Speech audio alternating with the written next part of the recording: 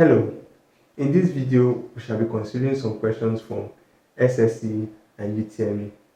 Question 1 is from WAEC 2018 and it says, which of the following is not a revenue of a political party? A. Dues, B. Grants, C. Tolls, and D. Donations.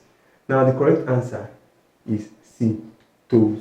A political party don't get their cash flow through tolls. Tolls is what local government or state government, how they get their money, but a political party cannot take tolls.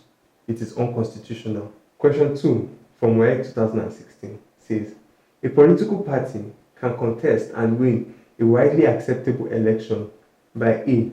Ability to rig elections, B. Intolerance of opposition, C. Having a broad-based membership, and D. Having the support of wealthy politicians. The correct answer is C.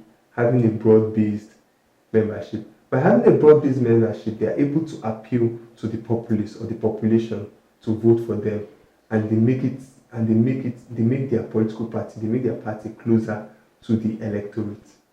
Question 3. Political parties aim at all the following except A. Contesting elections, B.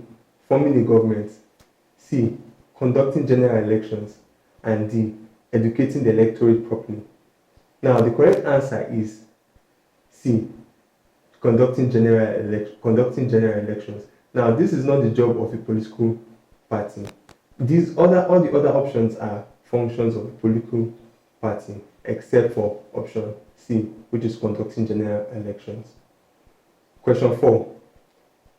A political party reaches the populace through the following except A. Posters, B. Newspaper, C. Schools, and 3. Advertisements. The correct answer is C. Schools. Political parties have no business going to advertise their ambitions because these children cannot even vote in the first place. Question 5 from JAM 2011 says, the type of party system in practice is defined by A. The relationship between the electorate and the political party, B. The structure of the political parties, C. The manner in which the political parties operate, and D. Number of political parties. The correct answer is D.